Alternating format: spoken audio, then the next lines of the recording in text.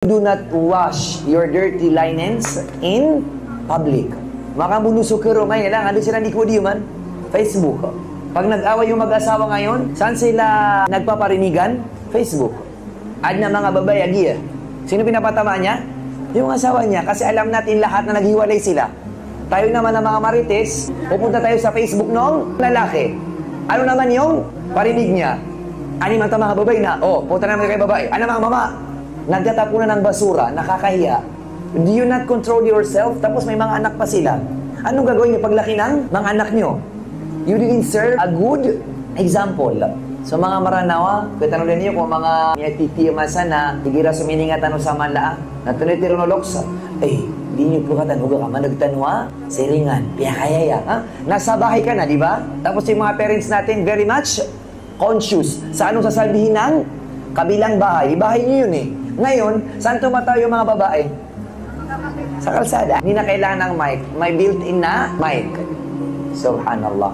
Kasi wala na yung mga looks, wala na yung mga matatanda. Alam na alam nila yung modesty. Yung mga matatanda na kahit ang tanda-tanda na nila, napakalaki pa rin ang kanilang hiya. Di ka nugay, astikirula. Ome, telo nga nila, astikirula, di ka kaya. Ino karusong. Tino ba na kagana ka? Napaka-intact ng haya ng mga lokstano. That is why they are like royals. Ngayon, bay labi, tabi-tabi, walang hiya. Pangalan lang, pero wala yung characteristic ng being abay labi. Bay labi na princess, right? Naba na princess lagi dito. Nakikita niyo yung mga princess sa mga royal family. Very demure, very mindful. You have to be demure. We have to be mindful of everything that we do.